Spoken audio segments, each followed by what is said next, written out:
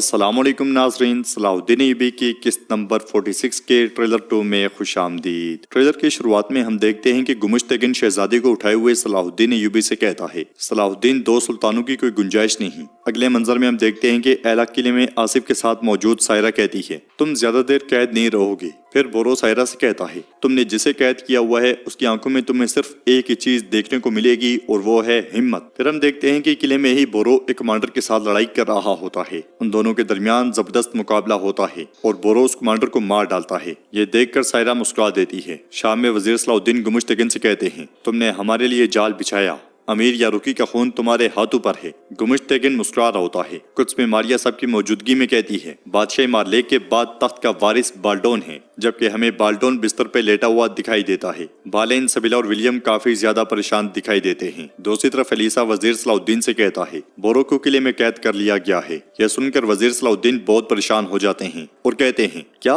ये तुम क्या कह रहे हो? दूसरी जानिब बोरो भी बैठा हुआ दिखाया जाता है। कुछ में लड़काई कहता है, अगर विलियम थोड़ी सी भी कोशिश करे तो बाल्डोन तख्त से दस्तबरदार हो जाएगा। दूसरी तरफ हमें बाल्डोन काफी ज्यादा परेशान दिखाई देता है। मारिया भी सोचों में पड़ी होती है। शाम में सुल्तान के तख्त के सामने गुमुश्तगिन और वजीर सलाहुद्दीन बैठे होते हैं। गुमुश्तगिन कहता है, तख्त का नाइब बनने के लिए मुझे मुंतखब करें। अगले मंजर में उसका सिपाही उसके पास आता है तो गुमुश्तगिन मुस्कुराते हुए कहता है, क्या वाकई? उधर एला किले में कमांडर कुछ घसीटते हुए आगे बढ़ रहा होता है। कुछ में बाल्डोन कहता है, मैं कुछ के लिए कुछ की बादशाहत से दस्तबरदार होता हूँ। यह सुनकर विलियम मुस्कुरा देता है और मारिया काफी ज्यादा परेशान दिखाई देती है। दूसरी तरफ चातलियोन अपनी तलवार लतीफ के पेट में गोम देता है। लतीफ जमीन पे गिर जाता है। कुछ में सबीला, विलियम, लाडगए और बालेन मौजूद होते हैं और लाडगए कहता है, अब आप मियाँ बीवी बनकर अपनी जिंदगी गुजार सकते हैं। उधर वजीर सलाहुद्दीन अपने साथियों के साथ एक सराय में मौजूद होते हैं और अपनी तलवार बेनियाम कर लेते हैं। एक हमलावर ने खलील को दबोचा होता है और वो वजीर सलाहुद्दीन से कहता है, अगर तुमने हथियार ना डाले तो कोई नहीं बचेगा। मगर खलील पलट के उस पर हमला कर देता है और वहाँ पे एक जबरदस्त लड़ाई शुरू हो जाती है। अगले मंजर में वजीर सलाहुद्दीन खलील के साथ एला किले के बाहर पहुंचते हैं, जहाँ पे एक खातून उनसे कह रही होती है, मैं कैदियों को तुम्हारे हवाले नहीं करूंगी।